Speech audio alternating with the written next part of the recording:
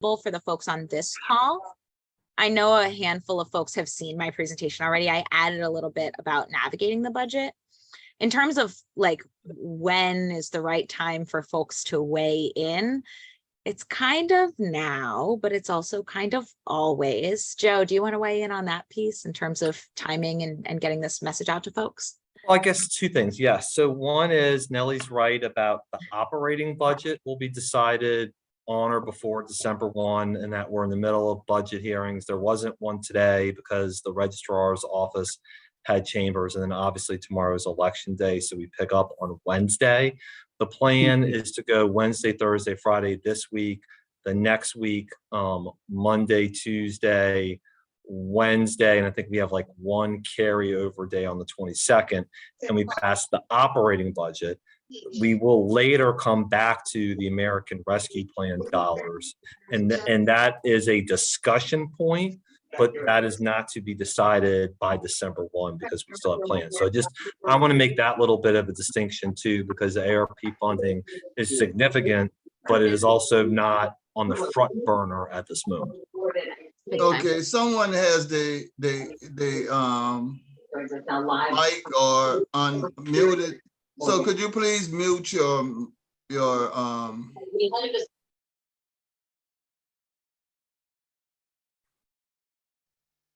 Okay, so I think with that being said, we're gonna move forward with this particular forum tonight. And I think you have set the tone of how I think it wants to be structured. We can go in the same order of Nellie, again, just briefly introducing yourself and tell us, you know, I know a budget sort of that is kind of, excuse me? Yes, Ernest, can we open up with a prayer, please, and give everyone? Oh, I'm so sorry about that. I thought you had briefly done a prayer when you opened, but no, let's go for it. Okay. Again, we want to welcome everyone to the Just Beyond forum tonight. Every Monday we have our forum. We are the voice for the people that's in the community and a platform for everyone and anyone who want to speak on their, I want to say their issues or their, I want to say their office or their political status. So we thank God for our guest tonight. We're going to open up with a prayer tonight where everyone give us like 30 seconds to give God's honor. Gracious Father in heaven, we thank you, Lord God, for this glorious day. We thank you, Lord God, for allowing us to live this day with our family and our friends. We couldn't do it without you. That's why we're giving you honor. We're giving you praise. We thank you, Lord God, for this platform, for Just Beyond. We thank you for the pillars. We thank you for Just Beyond staff, their administrator, their leaders, Lord God. We thank you for the guests tonight. We thank you for each one of the guests that are going to explain the budget of New Orleans, Lord God. We thank you for their position in the city, Lord God, for their voice for the people, for making everyone accountable of the finance, Lord God. We ask, Lord God, that you open our ears to hear, open our heart to understand. We ask in all these blessings in your name, Jesus, that you watch over the ones who are in the path of the hurricane or the tornado at this moment, Lord God. Protect them, Lord God. In Jesus' mighty name we pray, amen. Now we are asking everyone to please keep your Zoom on mute and listen forward to the speakers. We're asking everyone to share this on your social media. And also, if you have any announcement, please put in the chat. Now we're going to turn you over to Mr. Ernest. Go ahead, Mr. Ernest. All right, thank you, Val. So as I was saying, I think y'all have led us into how I think the budget can be best explained to people who normally don't have the time to look at budgets and to speak, you know, about what we should look for and, you know, how it's created and what is more important that is simplified that the community can understand and advocate to support the quality of life, in particular, in marginalized communities and communities that necessarily don't get the support that they need, so that we can make New Orleans the type of city that has equity, and it looks like the entire city looks like what other people come to see. So we'll start with you, Nellie. Thanks so much, Ernest, and thank you all for having me. I'm Nellie Katzen. I'm the Executive Director of the Committee for a Better New Orleans. We're a civic engagement nonprofit that's been around since 1966. I've only been in this role about a year and a half. And one of the things that we really focus on is helping people understand the decisions that impact their lives. The budget is one of the most important decisions that the city makes that really impacts the quality of life here and what happens and what doesn't. And so we're here to share about sort of what a city budget is, how it works and how it's structured. It was my understanding at that point, we'll hand it over to Councilman Giarrusso, who can give some information about the 2023 budget. I'll fill in any gaps and talk about how to navigate the budget book after that. Does that seem good? Yeah, I think that is great. Does that work for But- you, Joe? Yeah, and you know, Great. yeah, but Nellie, also I want you to, if you can just really specifically talk, because what I'm thinking we want on the feedback, and when Joe makes his presentation is that money that we need to see in a specific place, is it going there? Yeah, we can, I will go through that. If I can just share my screen.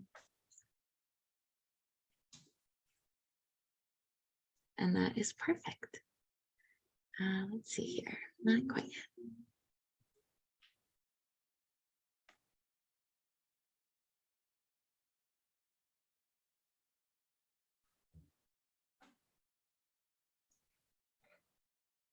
Still not able to share my screen.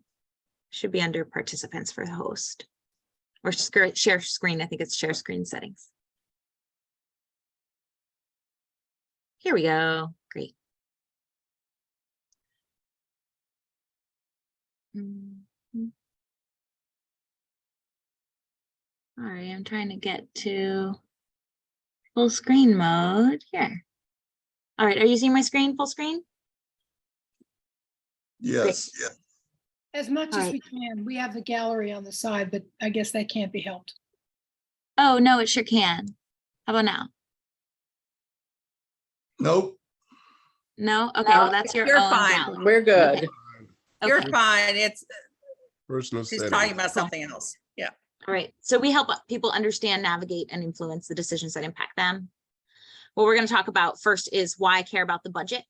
We'll talk briefly about the budget process and where we are, and then we'll talk about where the money comes from, where it goes, and how to influence it. Halfway through there, we're going to hand it over to the councilman and budget chairman, Joe Giarrusso, to share more about the budget from where he sits. I want to start with just thinking about the budget. This is a statement, an adage I've heard many times. A budget is a moral document. Someone unmute and tell me what that means to you.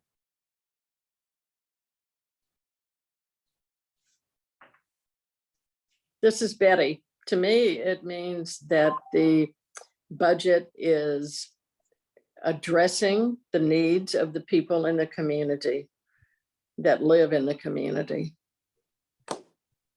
Yeah, hopefully, right? To me, The they rest of- must be mute. It must be equitable. If it's going to be. Yeah, but on a fundamental level, right? What we fund is what we value. This is why CBNO cares about the budget. And as we're doing civic engagement and helping people understand sort of the big picture of what goes on in City Hall, the budget is really where we come down to it. So why care? If you're tired of potholes, if you wish that we had better buses, if your neighborhood could use some community development, if any of this matters to you, if public safety matters to you, then the budget matters to you. Here's how it's made. So the budget process, fundamentally, the administration gets to say, this is how we want to spend our money, and the city council has to approve it. So the executive branch drafts, the council has to vote to approve any spending. And that also includes budget amendments, which we'll talk about a little bit later. So apologies that this slide is a little hard to read.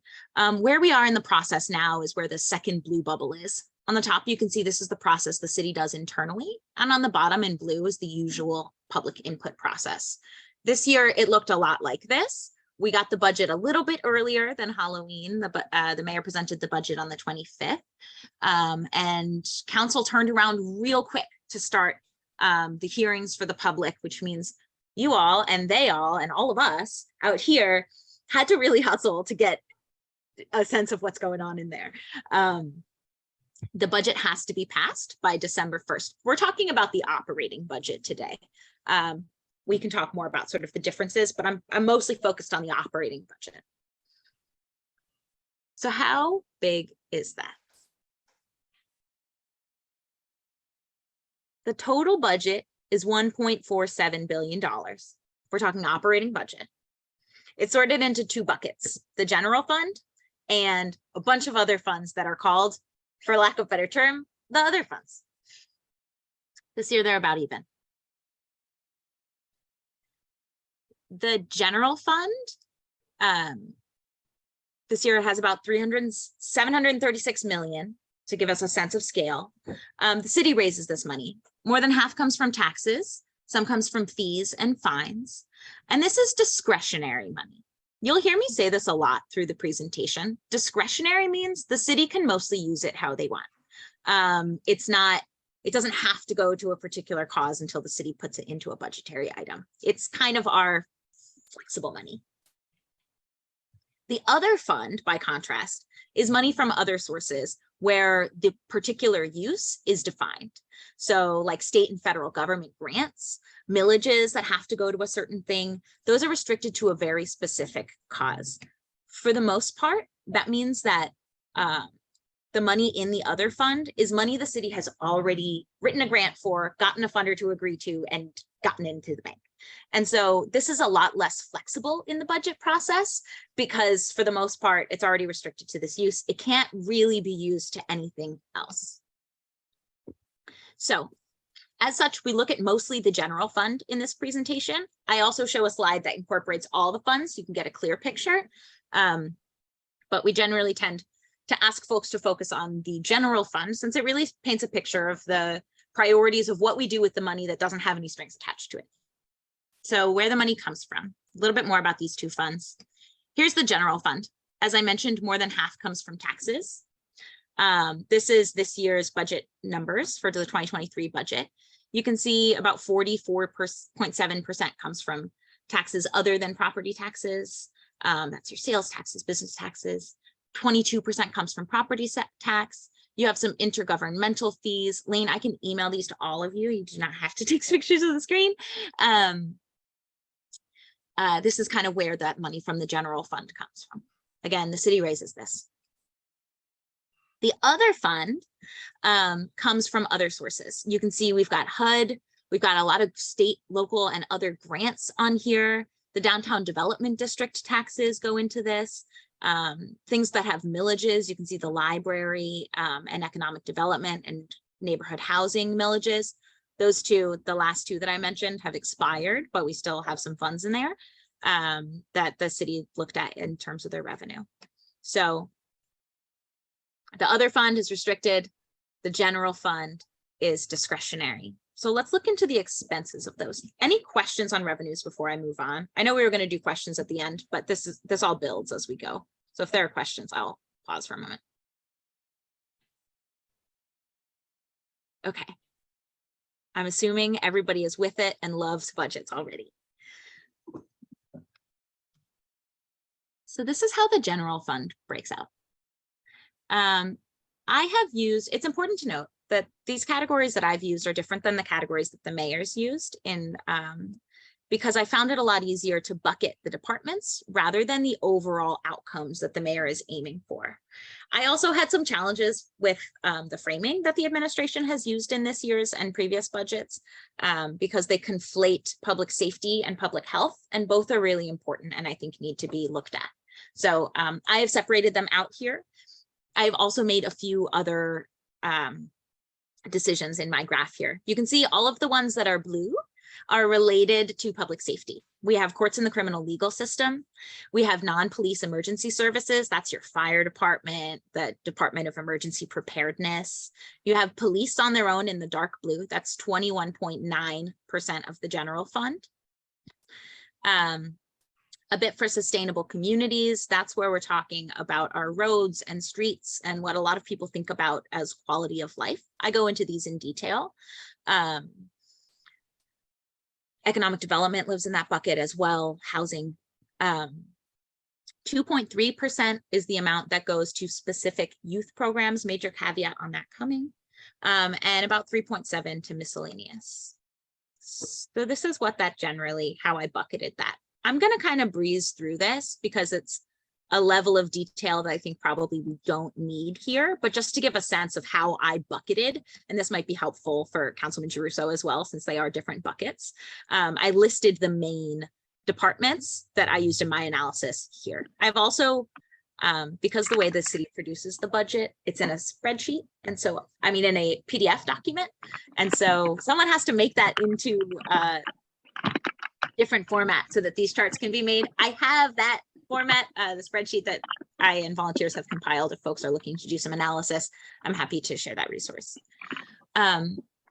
So public safety, about 53.7% of the general fund is going to public safety, with 155 million in the NOPD budget, non-police emergency funds, including the fire and homeland security, rounding out at 140 million, and all of our courts and criminal legal system departments coming in at 101,000. So combined, that's about a little over half of the general fund expenses. Those are the unrestricted funds.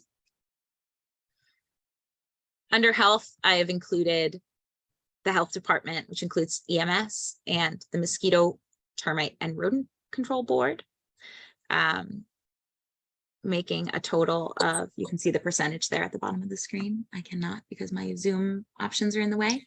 3.7% at 27 million. In good government, this is where I put a lot of the, this category I actually share with the mayor. A lot of the categories that make the departments that make the government run and do their job for us. Finance, the chief administrative office, the city council, the IT department, property management, the mayor's office, legal, risk management, civil service, all those guys are in our yellow block at 170 million of the general fund. Good government is this, Raymond. And does the NOFD budget include a raise for them? We'll look into that when we look into our budget. That's actually a great exercise for our budget deep dive. Cruising along here in sustainable communities, I've dropped in sanitation, public works, parks and parkways, a lot of the quality of life stuff, stuff that deals with land use and planning and permitting. It's about 98 million, or about 13%, I think I've got here, 13% of the general fund. Youth. Now, big caveat here, I've had the pleasure of working with the Office of Youth and Families. They have this great cool tool called the Fiscal Map. They create it every year. Unfortunately, it's a year behind. So they're right now completing the 2022 Fiscal Map, where they break down all of the expenses from departments that focus on everybody, but also have youth among that number, to try to get a clearer sense of how much the city spends on youth. I will say of the general fund, 17 million, and this is a stretch I grabbed from other miscellaneous funds to try to find everything youth related and throw it into this bucket. Still low, but it's probably not this low. Unfortunately, our current budget data doesn't give us a really great sense of the overall that we're spending on young people outside of this. And lastly, miscellaneous. This is a lot of administrative expenses in the CAO's office, especially about 2.6%. So just to go, sorry if I'm giving everybody a heart attack here. The general fund looks like this. Some of the things that we're used to seeing in the city's budget aren't in New Orleans general fund, and I'm going to leave it after this part. Things that people think of when they think of city government, like schools and transit. The city of New Orleans is structured in a slightly different way so that we're not actually really seeing a complete picture here. I like to present this graph with that caveat saying, well, this is what we're spending the general fund on. A lot of our funds, unfortunately, about half in the operating budget are not from general funds. And so I always wanted to just name that. We also have a bunch of different structures, right? The Sewerage and Water Board isn't exactly the city, right? Isn't the city. That we have the RTA is a separate entity. So the school board is a separate entity. So we're not actually really seeing this in the same way that other cities do.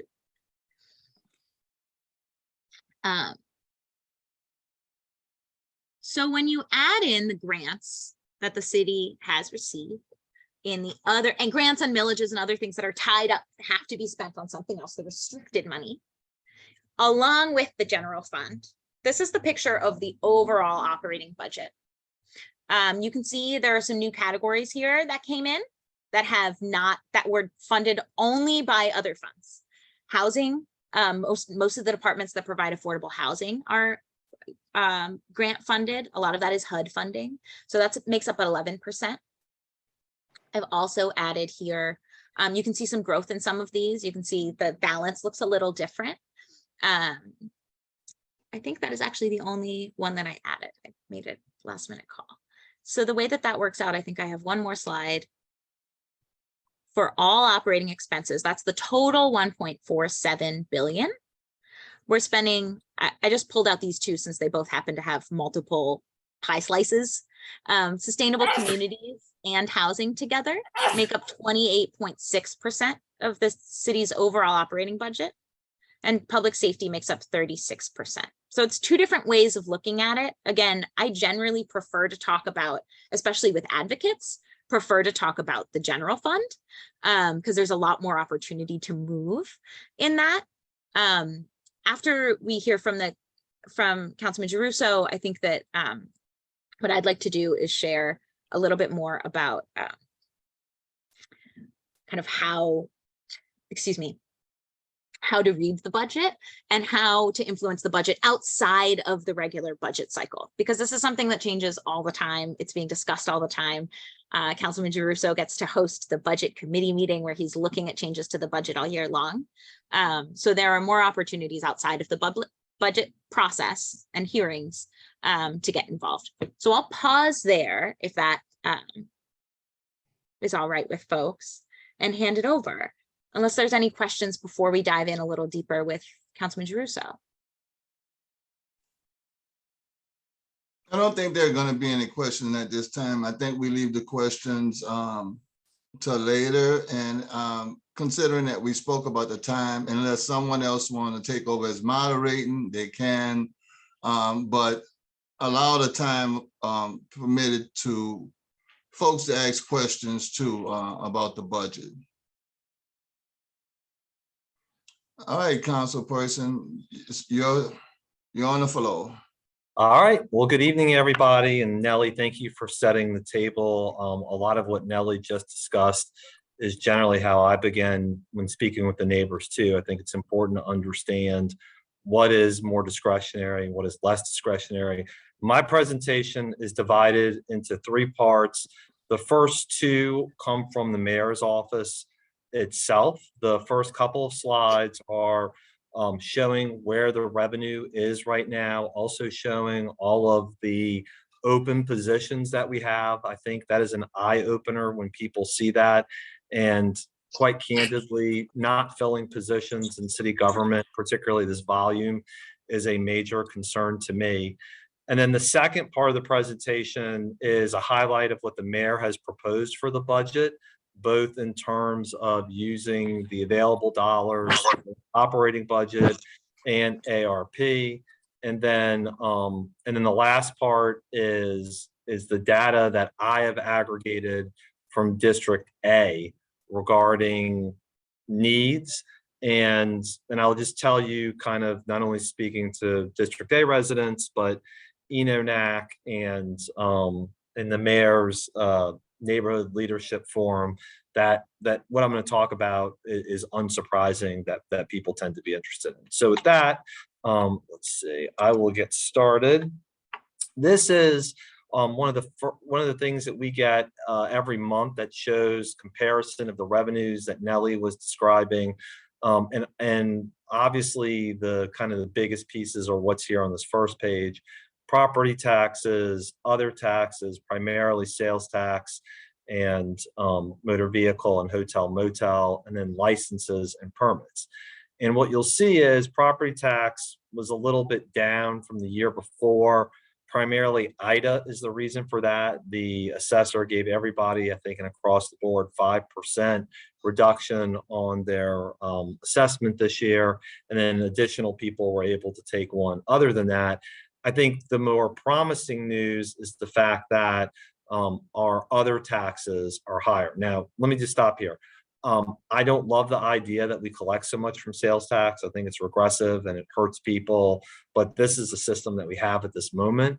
And so if you want to grow revenue and be able to spend it appropriately, then that's part of the issue that we're looking at. So it is up $30 million, which is significant from where we were last year.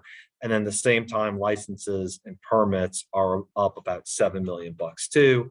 And then just across the board, you can see the city has about $40 million more in collected revenues, and we still have 15% more to collect. So we're right on where we should be. And in fact, obviously, now that we are emerging, although not out of the woods yet with COVID, the numbers are looking much better.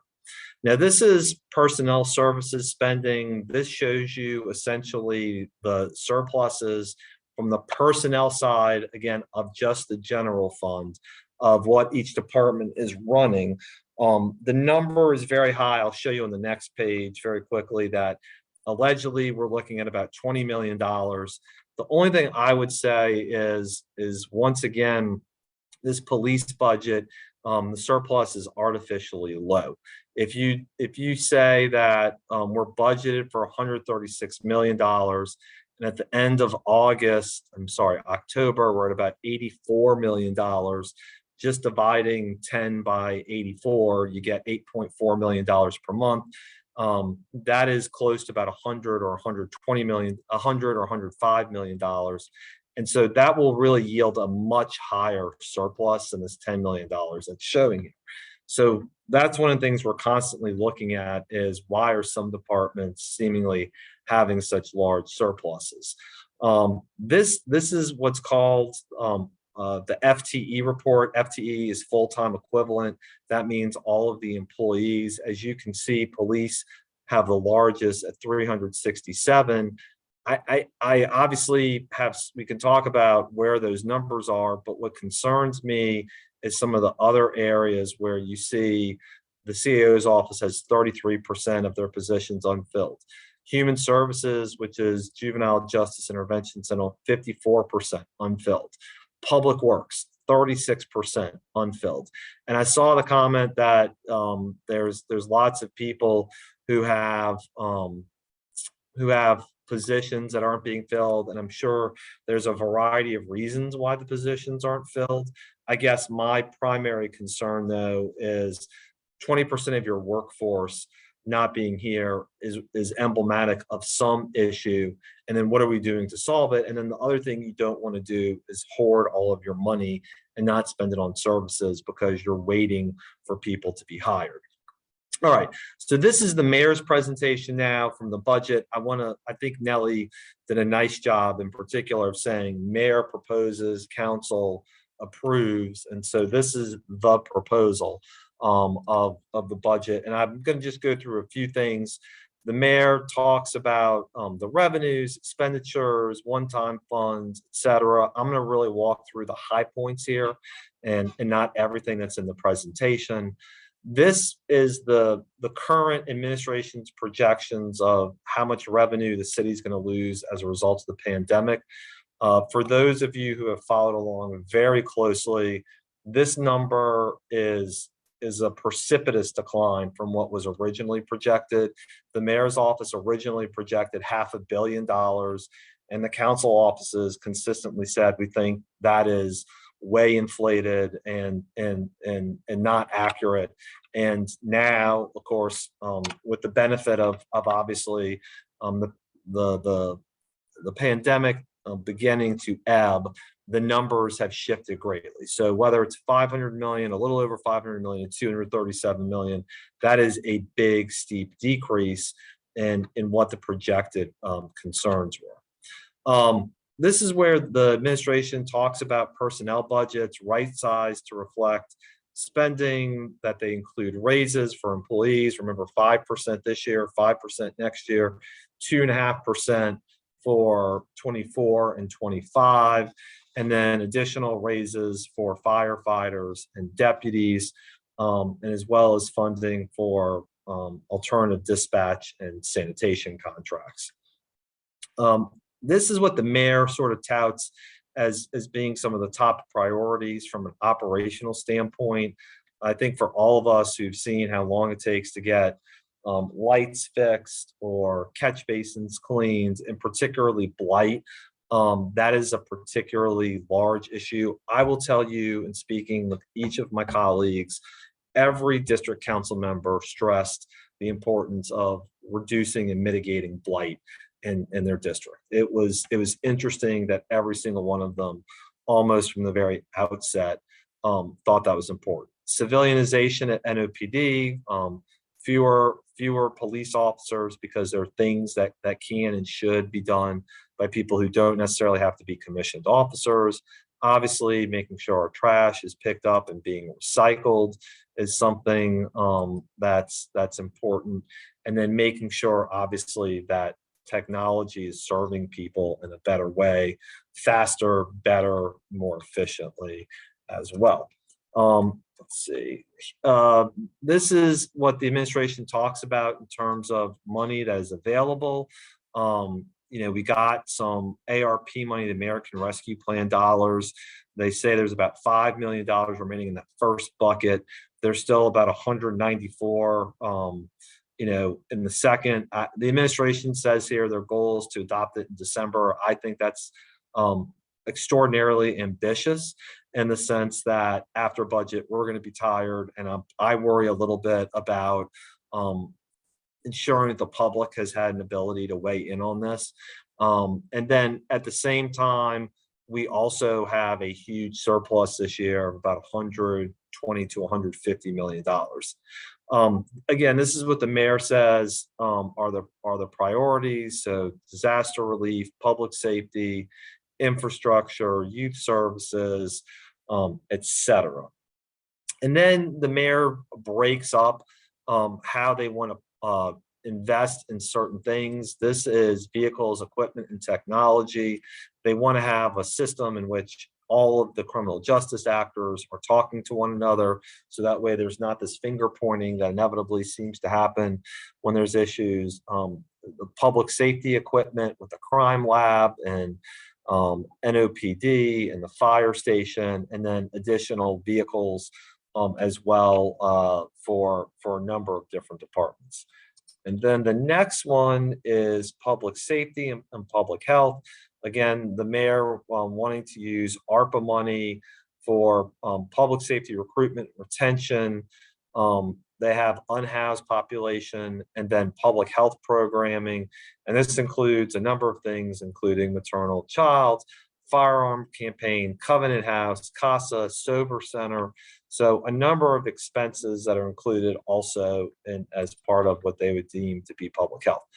Infrastructure, catch basin cleaning for $10 million to address 24,000 catch basins. I think the number is somewhere in the magnitude about 60,000 catch basins total in the whole city. So this will roughly clean about half the catch basins. And I think this last year, DPW only got to about 2,000. So it is desperately needed. And as we sort of talk about the grand things that we want to do with green infrastructure, catch basin cleaning is at the forefront of trying to make that happen. And then funding the sewage and water board substation is another top priority. Remember, the turbines at sewage and water board are probably older than all of us combined. And so this will be the first time to have a true power source that's newer, cleaner, more reliable.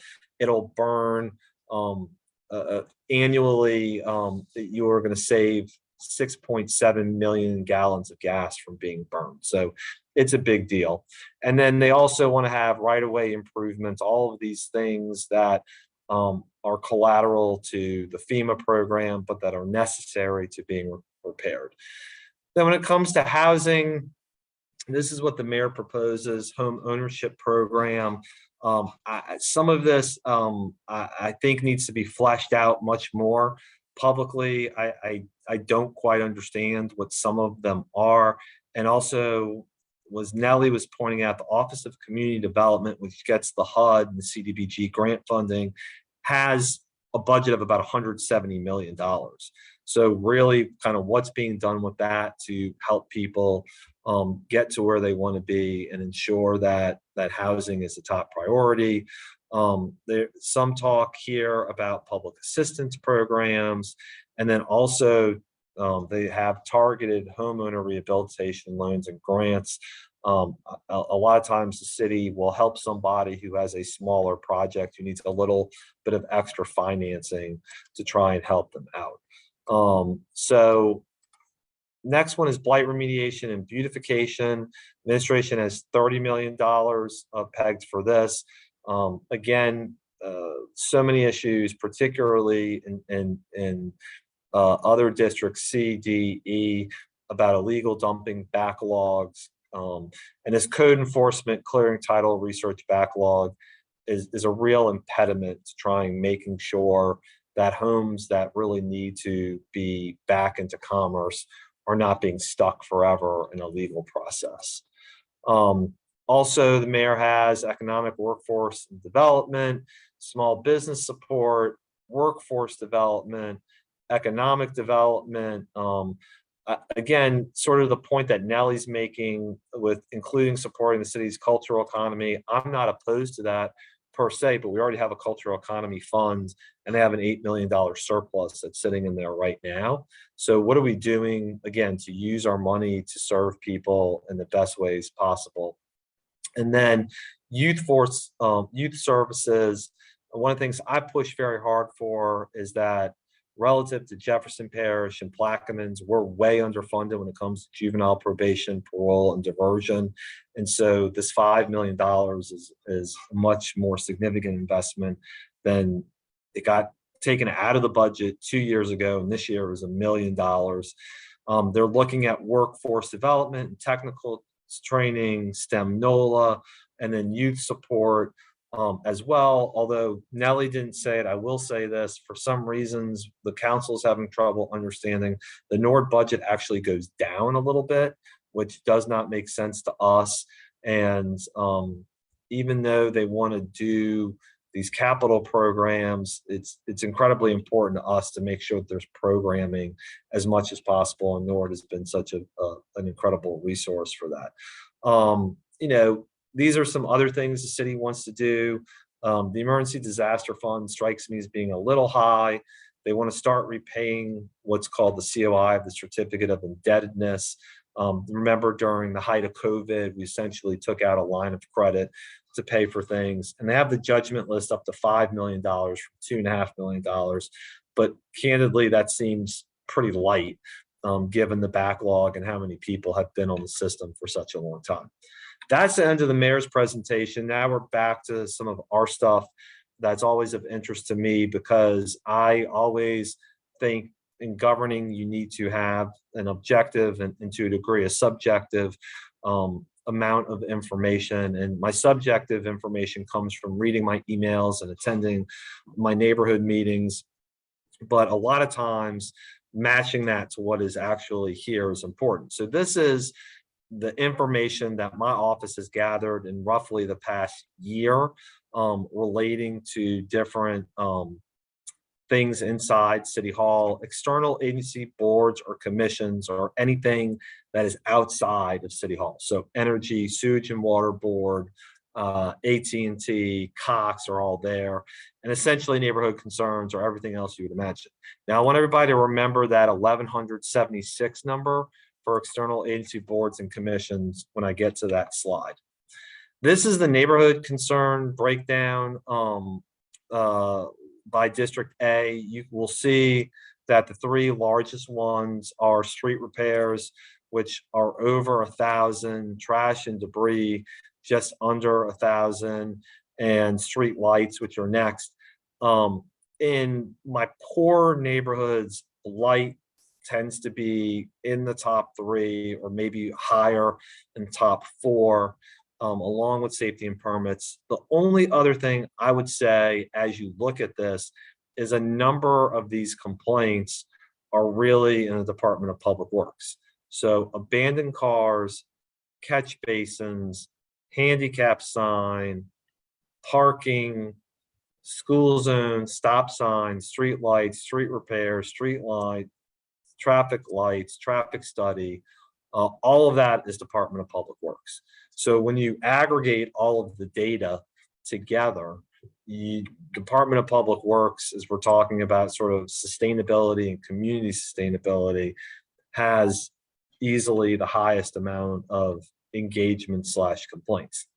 And then this is a pie chart that just shows the complaints we have for external agencies. Remember, we showed before that there are about 1,160 complaints. Well, Sewage and Water Board is 968 of those. So Sewage and Water Board is usually somewhere between 80 to 90%, and Energy is second, but it's not even close with 126, and then AT&T with 47. So remember, kind of going back to this slide, you take, street repairs at nearly 1,000 complaints. You take Sewage and Water Board at 960, almost 2,000 complaints, and then these street lights and other issues that are significant. You're seeing in pretty clear terms some of the quality of life issues, and of course, you don't want to forget some of these other ones that are rounding out that group too. So that's the end of my presentation. I just kind of wanted to walk through what we were seeing in the district and how we're trying to think about, because we started off this conversation by what is a moral document. And I think that to the points that have been made, both by Mr. Johnson talking about making sure underserved communities have what are necessary, making sure that money is being spent on what those residents are talking about.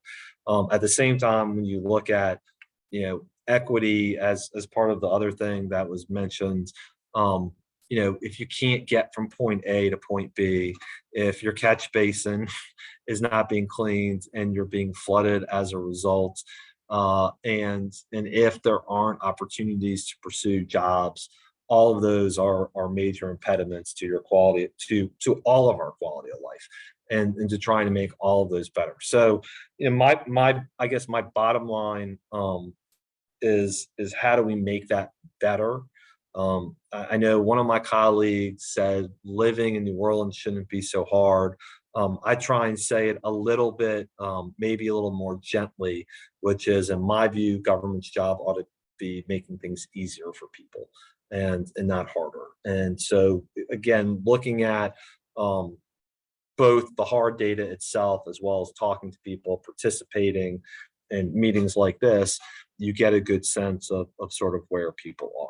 So that's it for me. I think I got it done in about 15 or 20 minutes. And I know Mr. Johnson gave us strict marching orders to try and wrap up at 6. So I'm going to go Yeah, back. but I would say, even if I have to leave, I don't want, I didn't want to interrupt any of this, because I think it's very important that we have this information that you guys are championing for, get us to understand it. So even if I have to leave, let them continue. I appreciate you joining us and the conversation we have had.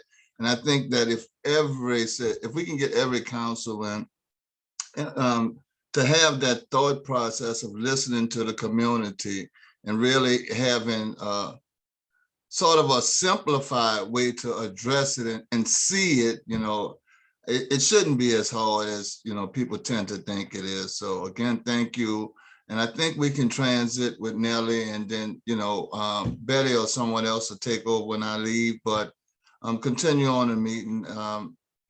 We may be disappointed tonight, so this is more important after the night is over with. So continue on with the meeting, and you all have a great evening. Thank you, Ernest.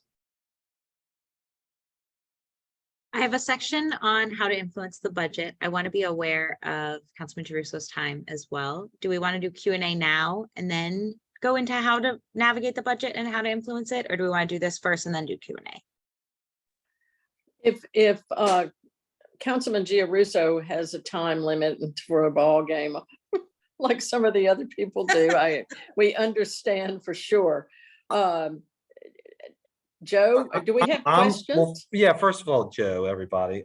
Second, I'm good, I think, till about 6:10, 6:15, and then I'd like to mosey along too. So I'm good for another 15, 20 minutes.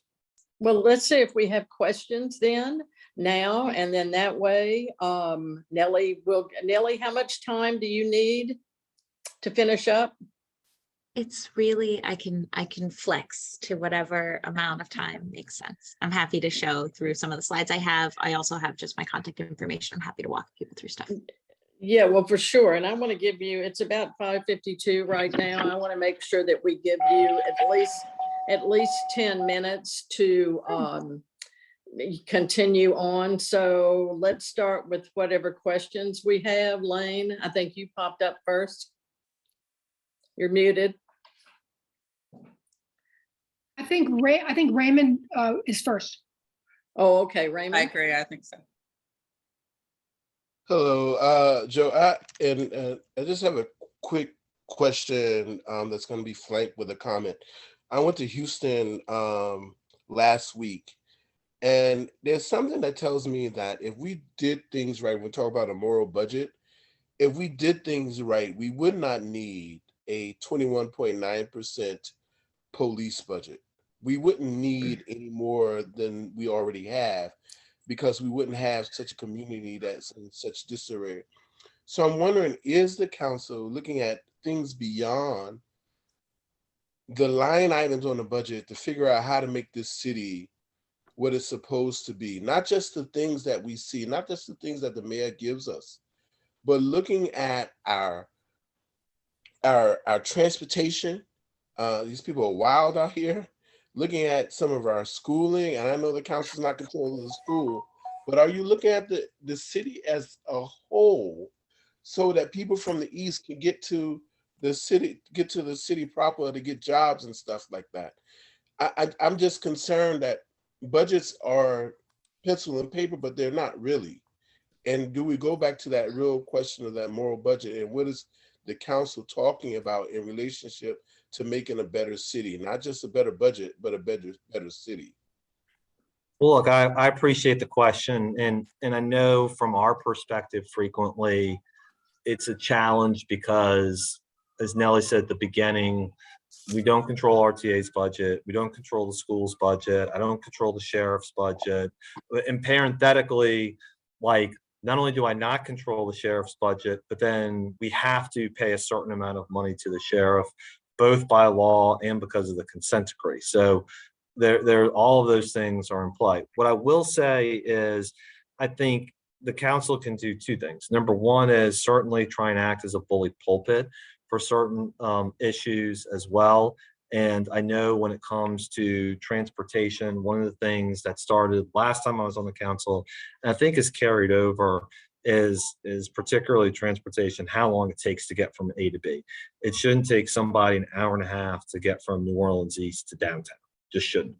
And so I know part of what New Links is very much interested in, which is through RTA and RPC, is how to facilitate some of that travel, and it's been discussed at the council as well. At the same time, when it comes to schools, I'll tell you something I've been working on, and I think that is important, is we, New Orleans, are leaving a large amount of Medicaid dollars on the table for our kids. Conservatively, it could be as little as $10 million, could be as much as $35 million. So I have been working with a group of people to begin that process, to start tapping into those dollars, because we could be of a mindset of this is a school board obligation and it's their problem. But in my view, it's all of our kids and all of it fits together at the same time. And if we can jumpstart it by the city contributing like $150,000 in order to get to almost half of all of the kids in New Orleans being taken care of, then that's extraordinarily important to me. And look, I guess the other thing I find that's been very interesting, and I don't mind saying this, is the administration has adopted my verbiage on how we should approach this, because I've been saying, and I think Nellie, you've heard me say this, and Betty probably too, that when it comes to these things, it is not an either or proposition. I don't think we should be in a place where everybody's in jail or nobody's in jail, or we have no police force, or everything is at the expense of police. It is an and proposition. And so now we start to have to get to, all right, what are the things that we need to be looking at funding as part of that and proposition, many of which have been frequently underfunded for periods of time, but now start saying, all right, we know that if you do this, you will have better outcomes. If we know that we've had parts of communities that have been underserved, what are we doing about that? If we know that you have blight and crime that are exactly in the same areas, can you tackle two problems by removing the blight, returning things to commerce, making people feel better about their neighborhoods, all at the same time? So I think it's that type of approach that you have to think of. And of course, that requires nuance and being able to get into details that we're able to tonight. And then Lane, I see you got your hands up. Yeah, let me put my hand down. One quick one. Can we get a copy of the slides that you showed, Joe, from your office? Sure, absolutely. Okay. Yes, I will send them. And Nellie, thank you. You already said you'd send them. I'm trying to understand a little better how a couple of things work. Is the American Rescue Plan, are those funds continuing? Weren't they a one-time proposition? They were. So yes and no. And so by that I mean, yes, they are one-time money. Let's just be Right. very clear. But the administration, to a degree, is treating them as recurring revenue. And if you listen to them, what they really say is, well, we've been living the last, pick a number, maybe even 15 years, but certainly the last 4 or 5 years on one-time money. Whether it's been federal money, whether it's been money from hotels, whether it's been other things that we've backed our way, BP money, all of these things that have been one time. So what the administration says is you should almost consider it as recurring, because by the time we get out 4 to 6 years from now, our revenues will be so high that we can make up for it. Now this is what I would say to that. I disagree. What I would say is, first, what are things that are one-time expenses that we need? Right? What are things, whether it's cleaning catch basins or buying equipment or funding that substation, that are critical needs? And then take a smaller pot and have pilot programs and say, let's look at some things that are our wish lists, like the juvenile probation, parole, and diversion, and then hopefully see how well they do and how we maximize it more going in the future. I'm asking the question because it seemed to me that when you were presenting the mayor's budget, so much of what I would consider to be ongoing fundamental programs for the well-being of let's just start with, youth, housing, whatnot. So much of that seemed to be kept coming out of ARP monies. And I hate to say, I'm not going to be a gloom and doom, but there's a pretty high chance that we may have a switch in federal dollars real soon. Okay. And I'm not going to go any further than that, Right. but that, that it seems irresponsible to me. You can't really address that. You may even agree with me. I think you do, but in some ways, but the other side of this was, well, then why, I'm sorry, so why are there separate, why do we have all these separate entities? Is that because of privatization? Is it because of the snake pit, so to speak, in Baton Rouge that's going to grab as many of our dollars as they can? Why is it that Sewage and Water Board, School Board, well, that's another whole issue, RTA, Sheriff's Office, why so many privatized or outside when it affects our quality of life? Well, I would say two things to that. One is, let's take a step back. There's always going to be discussion, healthy debate about what should live inside City Hall and what should live outside City Hall, right? I mean, it's just the God's honest truth. So, for example, like people who say we should privatize, look at DPW, which is essentially privatized all of the road work, and that is not being done in-house. So that is maybe exhibit one. And then on the other hand, you say, well, let's trust city government to get everything done that we need to get done, and that doesn't necessarily work either. Then Lane, just really to be very blunt about answering the other part of it is, you know, people have there's certain things that existed for certain purposes that may have outlived their purpose.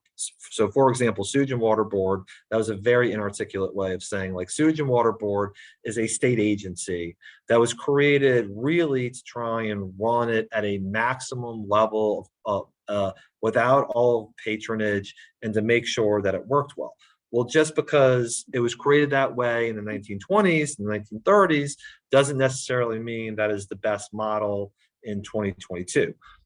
When it comes to elected officials, what I can say is, you know, people want to have elected offices. I mean, that's just the God's honest truth. I don't And want to so- take any more time. Yeah. I really appreciate your addressing some of that. Yeah. It's been helpful. Thank you. Sure. Yeah, thanks, guys, because I want to get, Val's got her hand up, and then we have a quick question from her and discussion, and then we're going to Nellie. It is 6:03. I know some of us don't mind being here till 6:30 is normal, so I hope y'all will stick around for Nellie's presentation. Okay. Val? Okay, I'm be very quick. Thank you guys for joining us. So, City Councilman Grusso, I want to ask you about the accountability. Okay, if you all pass this budget, it's very important that everyone is accountable of the money they spent. How is the process, or if the money is misspent, or a department hire their family or their friends, and they're not doing their job? How will you all make them accountable of the action they spending our money? That is a fantastic question. There's sort of two or three ways. Number one is the administration says they are committed to coming back once a quarter to see how everything is going. Now, Valerie, here's the thing. Number one, it takes the administration to be candid and honest in their assessment of what's going on to make sure we have an understanding. And then number two, it takes the council to also push and make sure we're critiquing in the right way possible. So that's sort of number one. Number two is, like, to me, residents are always the best accountability source. So when I hear an agency say, we're doing a great job on fill in the blank, and my emails are loaded up with people saying 100% the opposite, then it makes it really easy for me to do my job. So I think it really is two things. One is government, in my view, has to be brutally honest and candid about what is working, what maybe can be tweaked and fixed and done better, and then what isn't, or where there's things. And I guess while I'm going down this hole, I also think we have to be very careful to understand there's two different concepts of appreciating government. Sometimes there are reasons. Sometimes something is done or not done, and there is a reason, right? Like City Hall is closed tomorrow because of election day. That is a reason why you cannot get your permit done. Then there are excuses, and excuses are much less tolerable. And so that's where I think we have to have that really fair criticism about, here's a reason why something isn't happening, like maybe inflation, supply chain, whatever, those are reasons. And then the fact that I've been asking for something to be fixed for 3 years and it hasn't, that's an excuse. And so I think as long as we can continue, particularly on a regular quarterly basis, have those check-ins, I think it's a real way to keep people accountable. But I think Valerie, the last thing I just want to say that before I turn it over to Nellie is your point is something that is really important to me. If we're going to sort of unzip like the city wallet or purse and say, here's money for all of these things, then I want to see what we're getting in return. And that to me is the most important thing is whatever it is, and there's no department that is a sacred cow. If we're going to do it, then what are we getting back as a result of it? And not we, what are the residents getting back as a result of it? All right, Thank you, I'm going to City sign. Councilor. We Thank- appreciate you. I appreciate Yeah. y'all. Thank you all so much. Thank you so much for Nellie for everything. And I sent the presentation to Brooke. So if you need anything else from me, please don't hesitate. It's good seeing everybody. Yeah, Thank and you for Nellie is gonna coming. Nellie's gonna now take us into talking about, oh, well, there he went. Ah, Accountability and a more participatory process of, Ah. which we will have an opportunity to mention to Joe on Thursday night when he does this presentation again for Carrollton. So Great, good. great. we'll bring it up.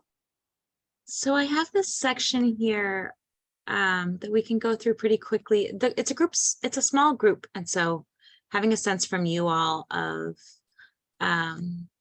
what's important to you, I'm happy to take requests here. But just to share a little bit, this is where it gets a little bit deeper than the high level. And so just like, if I'm losing folks, it's not you. This stuff is complicated. Ask questions. That's what we're here for.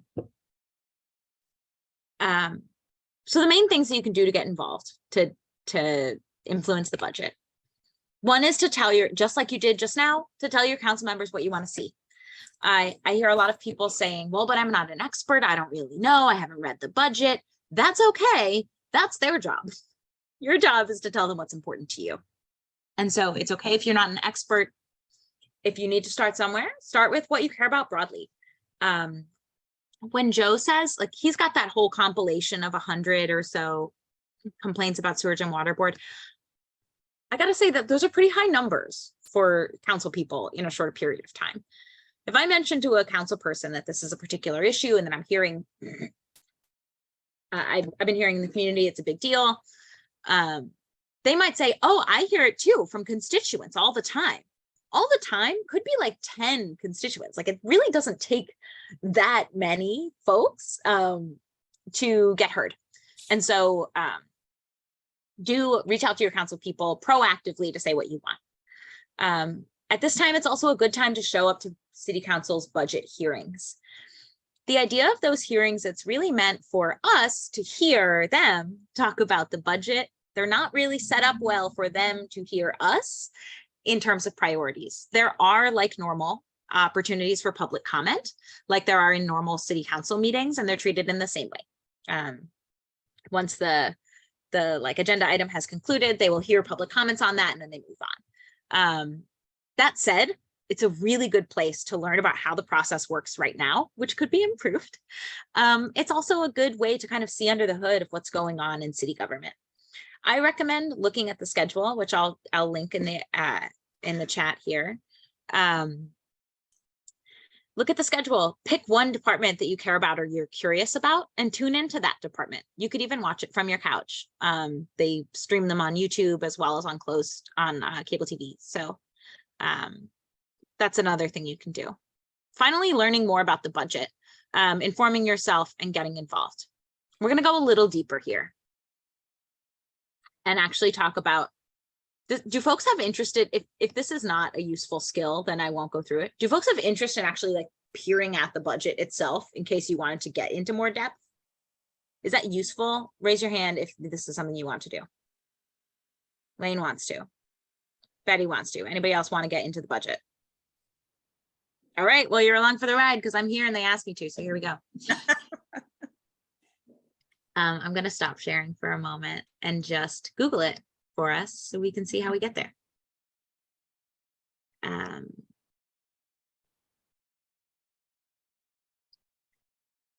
So share screen. We're in Google now.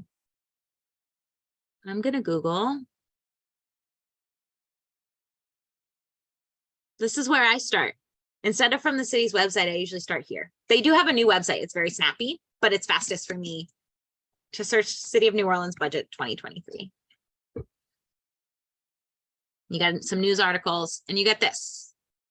I'm gonna cheat to get you to the page that we go to. So this is the new homepage for the Office of the Mayor. And I always struggle to find the budget. It's under topics. See here, topics, city budget, buried. Then it takes you to this handy place with the links. Where we're looking, what we talked about today is the proposed operating budget book. So that's what we're going to look at. This capital budget, Joe mentioned this, that's the stuff that the city wants to build. Usually goes in a 5-year span, and so it's hard to see the annual, so I don't give presentations on that. The capital budget hearing day is coming up this coming week. We're going to go into the actual proposed operating budget book. So we click that link and we have this handy dandy 565 page PDF document. This is the city's budget. Welcome. Here we are. If you're not tech savvy and you're interested in a particular thing, I'll teach you 2 main skills here. First of all, on the right-hand side of the screen, I can see each page individually, but if I click this button underneath, it gives me a table of contents that I can click to find what I'm looking for. Another skill that if you're not a computer whiz, you might not have is Control and F. On your keyboard, you click the Control key and the F key. So if I wanted to look for example, the library, I can click into my window here. Control F brings up this little window at the top of my screen, and I can type library.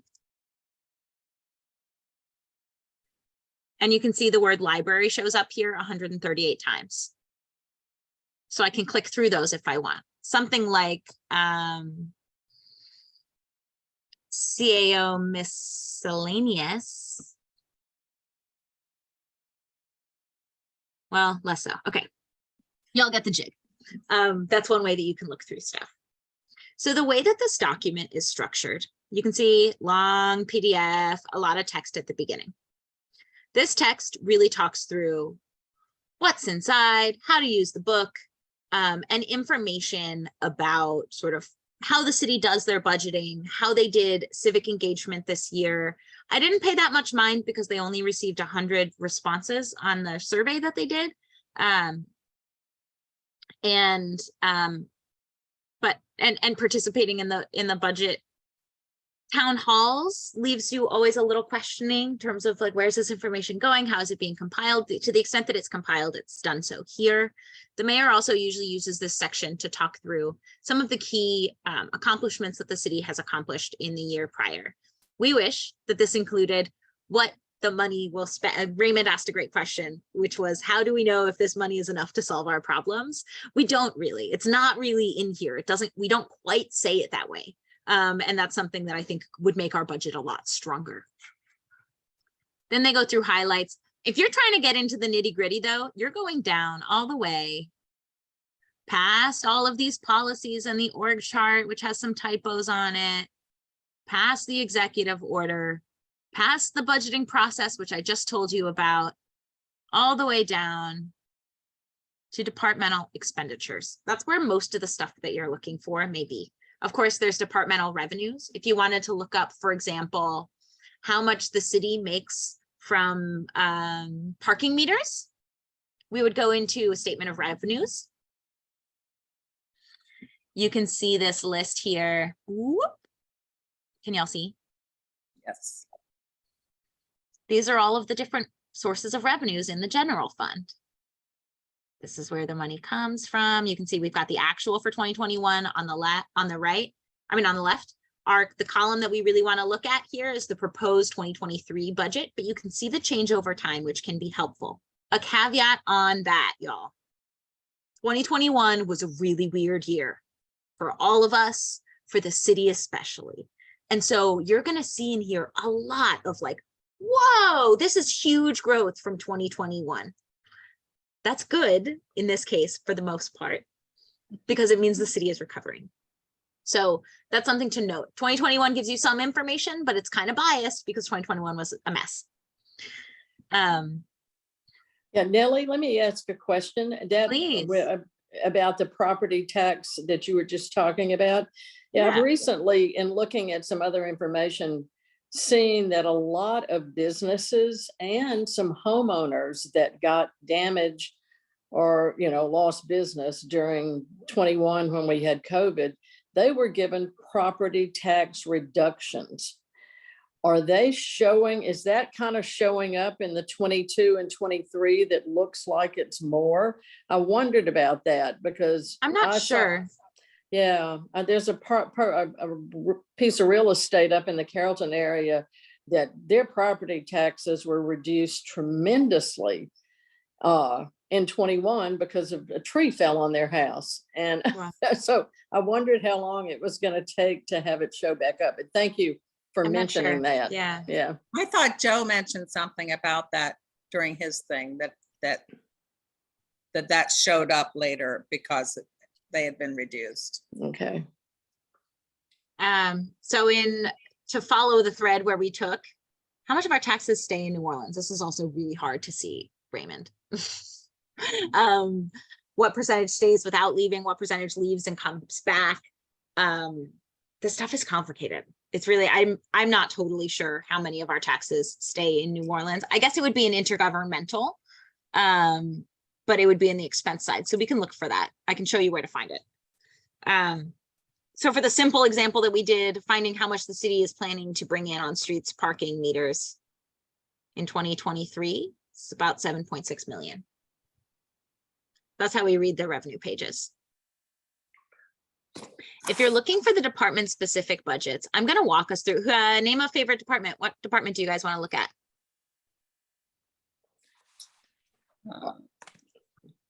Youth and children.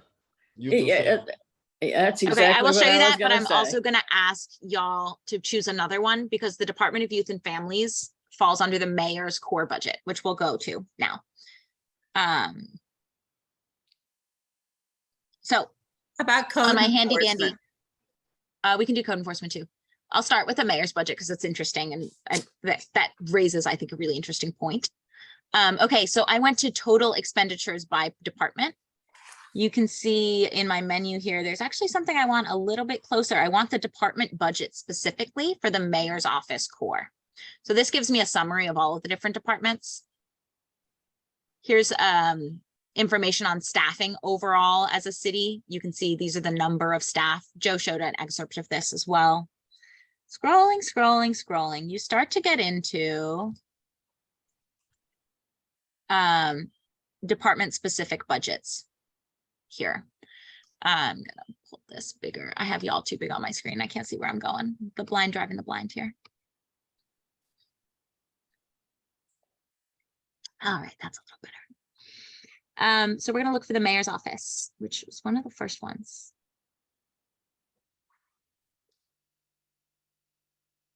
When in doubt.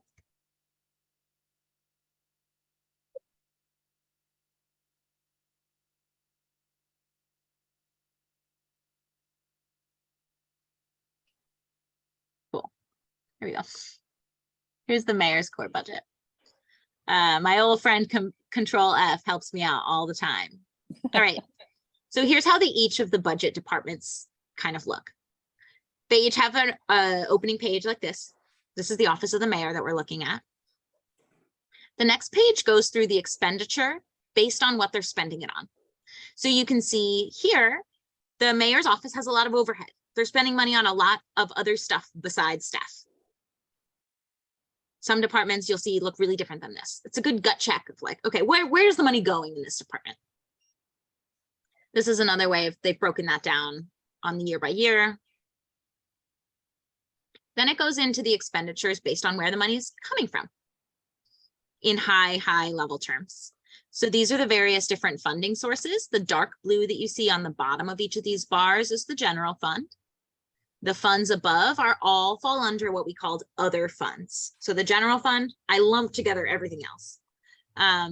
You can see here, they have a lot of self-generated funds, special revenue and trust funds. The Wisner Trust has its own bucket, but other special trust funds would live there. This walks into exactly how much money is depicted there. This is the fun stuff. This is where you can see the overall program detail of what, like how they organize this money. So right now they're sorted by funding source on the program detail sheet. So you can see the Office of Youth and Families, that was the question, right? Office of Youth and Families has $287,500 out of the general fund. Wow.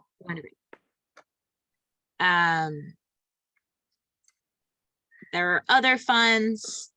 This is all of the different personnel that are in the department. So here's the summary of the expenditures. Again, that was the overall program. This is Youth and Families, bloom, bloom, bloom. This year they're proposing a total of $622,000 for this year's budget. Or sorry, yeah.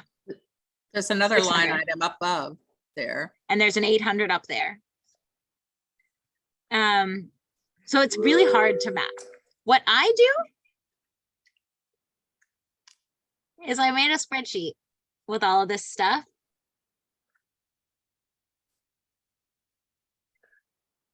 And when Nellie, I you're gonna click have to in- come teach a class on this. Yeah.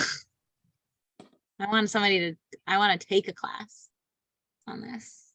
Here's the detail of what I put in the youth fund. So we have the mayor's office, 837 total, 600 comes from the other fund, right? And all of these things. So all that to say, the Office of Youth and Families is sort of hard to track because it's not a department. It's a mayor's office of. Here's a good trick. Anything that starts with the mayor's office of is in the mayor's department. Mayor's Office of Transportation, the Mayor's Office of Neighborhood Engagement, the Mayor's Office of Youth and Families, all of those live in the mayor's core budget. Make sense? And how did And- that? I mean, come out? clear as mud, right? Yeah, how did that come about? I don't know. My guess is that because it's a special initiative of the mayor, it kind of comes and goes with each administration. So Yeah. as far as I've seen, I've looked into the budgets of this administration and the last administration, and you see this. Office of Youth and Family, I mean, the Office of Neighborhood Engagement started in the mayor's office and stayed there. That I It's directly understand, under but, the mayor's office. but youth and Youth and- family seems like it should be a permanent department, right? That's the discussion that could be had. It's not currently. Yeah. Yeah, that it probably is something that we want to address further. And I don't want to take Nellie away from the budget, but we haven't got but 5 minutes, and I would like for her That's all to right. talk about something probably briefly, and then we'll have to go on to it later on, is participatory budgeting processes, which Yeah. other cities are using. Yes, Yeah. Philadelphia, New York, Chicago. Tons of other cities. So CBNL brought this to the city of New Orleans in like 2011 and 2018 and probably like 2004. This is all prior to my time, but Betty might remember. We've been talking about the way that the city does the budget for a long time. Fundamentally, I believe, and CBNO believes, that this process isn't really working, right? We have the process where most of the budget is made, and then we have a month to cram as much as information as we can about it, squabble over it, and hope that we get something out of it, out of that experience. There are better ways. There are some better ways that we can implement now and demand of our public officials now. There's a bigger push kind of beyond that for what we could do for future years in the budget. The concept of participatory budgeting is very simple. People from the community propose ideas. Those are vetted by city staff who help to put numbers on them, make them real. And then we have a vote. We have a process where we educate folks about how the budget works.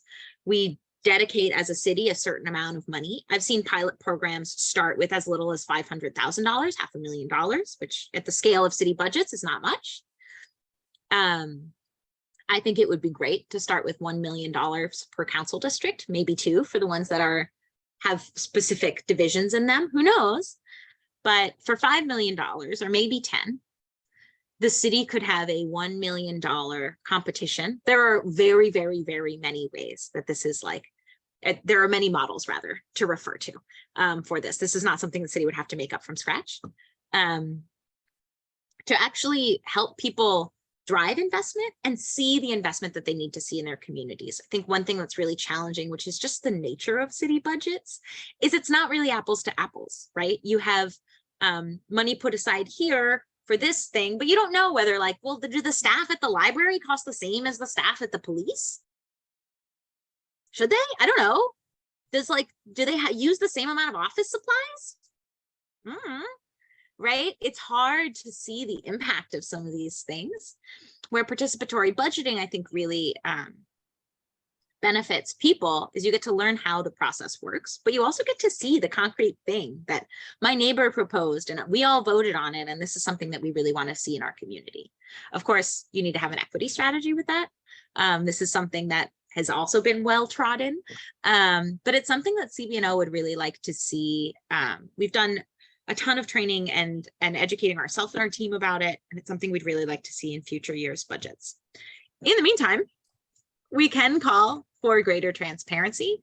And the number one thing, if there's only one thing that you leave here saying, I'm going into my meetings with my council people, this is what I want to see. Transparency. Right now, we get the budget in this 500-page PDF that you have to hand type all the numbers if you want to make any charts out of it. And then the city does their hearing process. And we actually see the budget not until the year has begun, like well into the year, we see the adopted budget book. And then, although there are monthly changes to the budget, we only see those in the next year's budget year. So there are more clean and transparent ways to show budget information and the way that the budget changes year over year and month over month as we reallocate.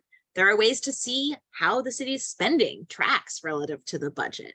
You could have a dashboard on the city's website. Some other cities have something like this. The softwares exist. This is not something the city would have to create. It's just investing the money and time into this sort of solution. A machine readable budget. That's what we need. We need clear and more regularly updated information about the budget. So where do we ask for that? Where do we show up if we could, rally the troops? Where would you suggest we show up? I think the budget hearings are a good place. But for so many people. Right. It's fundamentally, I do just have. And I mean, it's not on their agenda. I've looked at the agenda. Right. No, it's never on the agenda. The other place where I could see this coming in, Lane, is the city's looking to review their charter.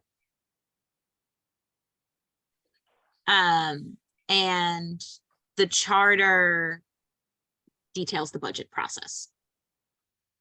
So there's space there.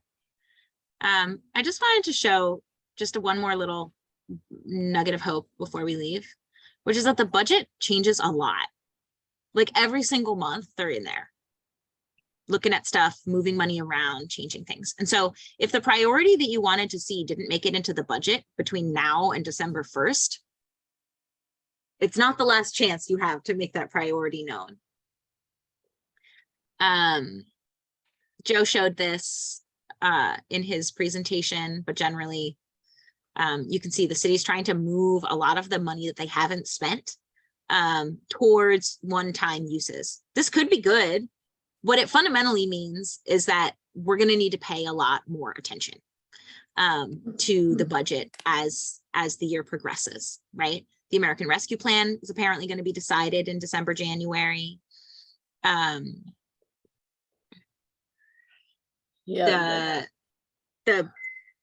unused revenue, they're going to plan to come back around quarterly to discuss it. And so paying a lot more attention than usual is something we're really trying to do on our team. And I can encourage folks who care about the budget to do. The last thing that I will leave, and because CBNO is working really drastically on grants, especially right now, I wanted to add that the grants that we have in the budget right now are grants that we already got approved, meaning somebody already made the plan, wrote it out, applied for the money, got approved, got the money, and then council approves it. And that's why it's in the budget.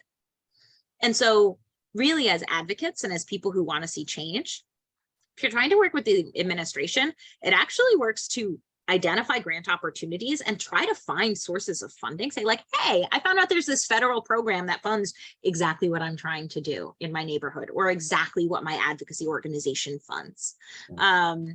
And talk with them before they apply, because at that point, they'll be hashing out the plan for applying.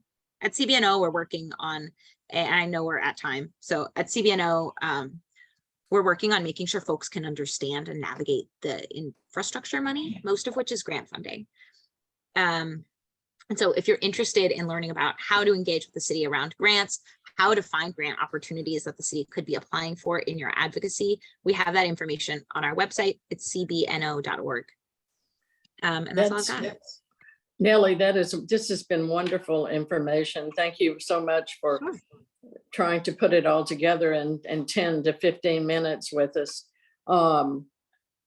I've learned a lot, and I'm sure others have too. It's 6:30, but I will ask if people have questions. Does somebody have a really urgent question that we should talk to Nellie about? Because I don't think this is the last time we're going to have her, because it's been really helpful, and maybe we would do a workshop outside of a meeting time or something for those people, because I'm interested in the grants and looking at who they've been giving grants to, and what, how effective that's been, because I know that's something that I looked at many years ago when I went back to school, was looking at grants coming out of the city, and a lot of the grants under one of our mayor's administration were going to people that never spent a dime on anything but their salaries. And so we really need to be looking at this. I will say two things. One, what I'm talking about mostly is grants that the city receives more than grants that the city gives. The city does make grants, and some of them are relatively significant, but they're not really at the scale of what we're talking about. I will also add, as the sole full-time staff person of a very small nonprofit, a lot of organizations and businesses, the bulk of what they do is salary. Like I've had organizations that wouldn't fund, like funders that wouldn't fund the education program. They're like, well, we'll pay for the pencils, and we'll pay for the printing, and we'll pay for the books, but we will not pay for staff time. It's like, okay, who's gonna bring the pencils? Yeah. And so That's often the case. as you look into things, look at impact more than spending. Some things, the only cost is personnel.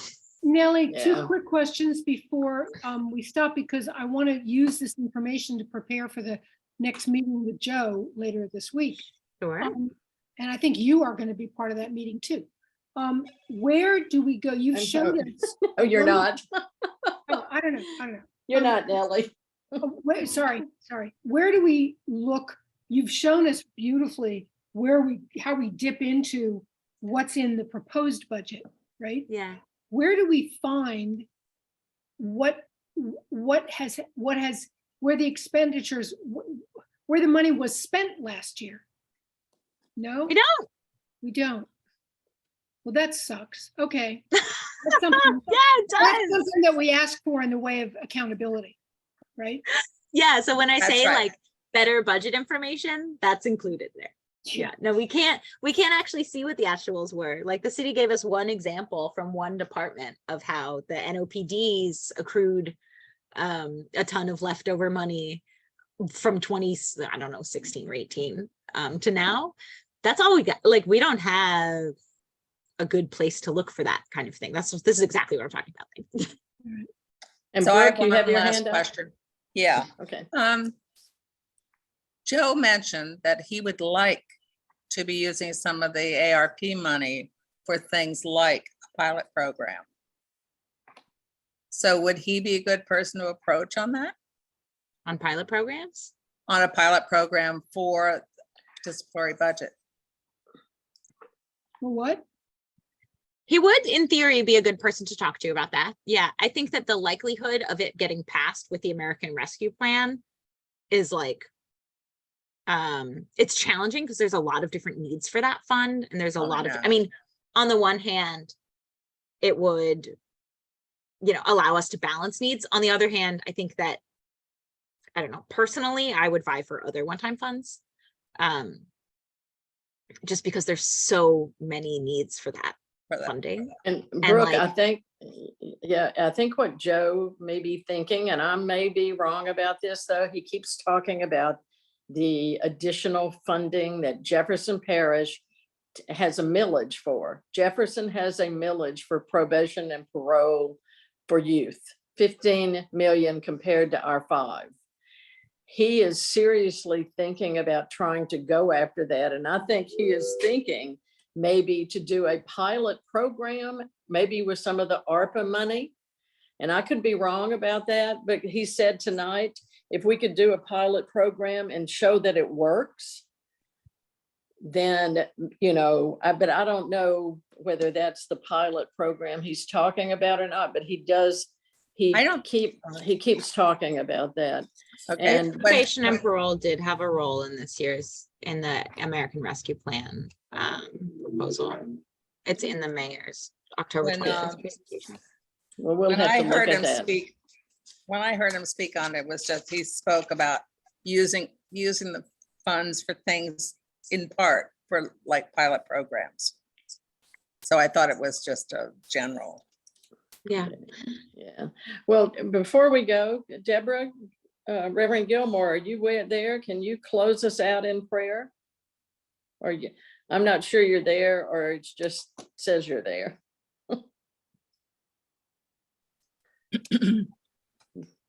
I guess she's not. So I'm going to close out, guys, by having just a moment of silence for this wonderful information that we all received this evening, and thank the universe, Goddess, God, for providing us all the time to be together. I've learned so much from each of you. Thank you. Great presentation. Thank you. Thank thanks you all. everybody. I'll Thank drop my you. email into the chat as well. You'll be hearing from us. Great. Cheers, y'all. Okay, what a superhero race, Raymond. He's gone. Our superhero. Okay. Oh, sure. Bye, guys. Bye. Bye. Thank you. Thank you.